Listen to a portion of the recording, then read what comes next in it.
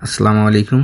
আমাদের বাড়িতে যখন পিঠা বানানো হয়, মা সকাল সকাল উঠে চালগুলো ভিজিয়ে দেয়। চালগুলো যখন একটু ভিজে যায় তখন চাল গুঁড়া করে নিয়ে আসতে হয়। আমাদের এখানে মেশিন আছে চাল গুঁড়া করার। তো আমরা চাল গুঁড়া করে নিয়ে আসি এবং সেই গুঁড়াকে ভালো করে পরিমাণ মতো পানি দিয়ে গোলানো হয়।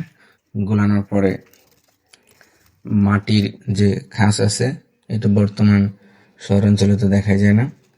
এই গ্রাম অঞ্চলে এই মাটির খাস দিয়ে পিঠা বানানো হয়। মাটির যে খাস আছে, এইটার মধ্যে ওই চালের গুঁড়াগুলো যে গোলানো হয়েছে সেই গুলাটা দেওয়া হয়।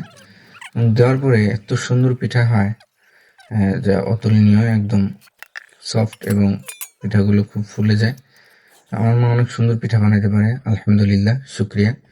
আমার মা আমাদের অনেক সুন্দর করে পিঠা বানিয়ে খাওয়ায়। গরুর মাংস আছে, চিতই পিঠা আর গরুর মাংস এত মজা লাগে খাইতে যা বলার বাইরে। যারা খেয়েছে তারাই জানে। শহর অঞ্চলের মানুষ তো এইটা থেকে বঞ্চিত একদম বলাই চলে। গ্রাম অঞ্চলে যারা, তারা মেহমান আসলেই এটা খাইতে পারে এবং এটা রেগুলার। তো মায়ের হাতের পিঠা কে কে খেয়েছেন জানাবেন। মায়ের হাতের পিঠা খাইতে অনেক মজা লাগে।